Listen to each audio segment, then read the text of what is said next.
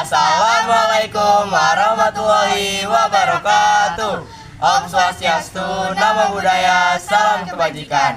Kami dari kelompok 4 Bahasa Indonesia akan menampilkan podcast tentang sistem kekerabatan.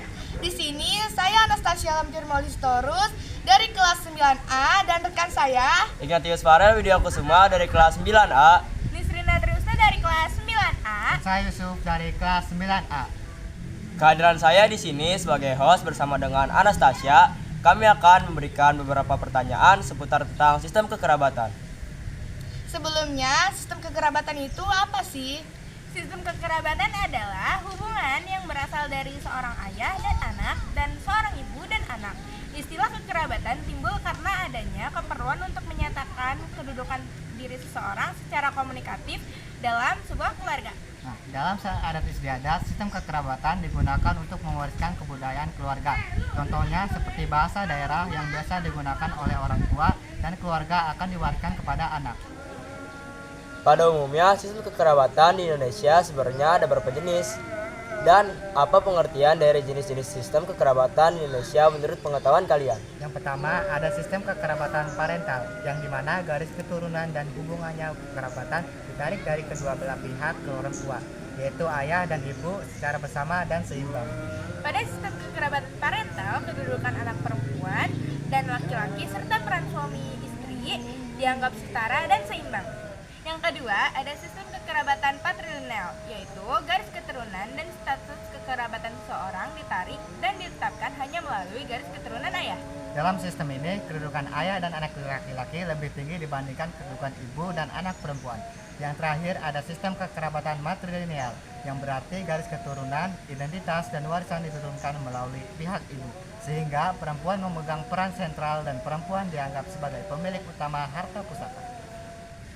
Apa perbedaan dari ketiga jenis sistem kekerabatan tersebut? Perbedaannya ada pada garis keturunan, kedudukan, serta pembagian warisan. Patrilineal menarik garis dari pihak ayah dan kedudukan laki-laki lebih tinggi dibandingkan perempuan.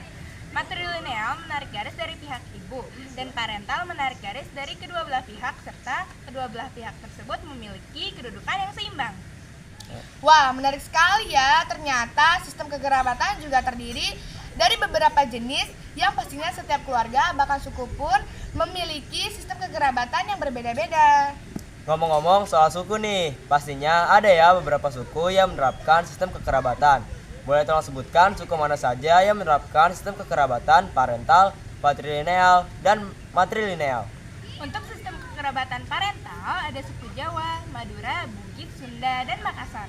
Untuk sistem kekerabatan patrilineal diantaranya ada suku Batak, Bali, Ambon, Minahasa, Rejang, dan Gayo.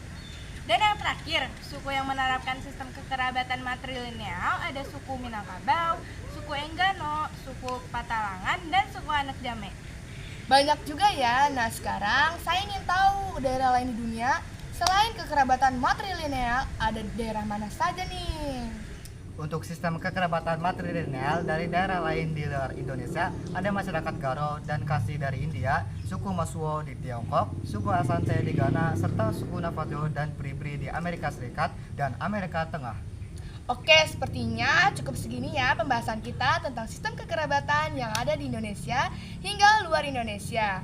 Terima kasih karena kalian sudah bersiap untuk menjelaskan sistem kekerabatan ini. Penjelasannya lengkap dan mudah dipahami. Mudah-mudahan apa yang kami sampaikan pada podcast kali ini dapat menambah wawasan bagi kita semua. Sekian penyampaian kita kali ini. Mohon maaf apabila ada salah pada tutur kata kami yang disengaja maupun tidak disengaja. Wassalamualaikum warahmatullahi wabarakatuh.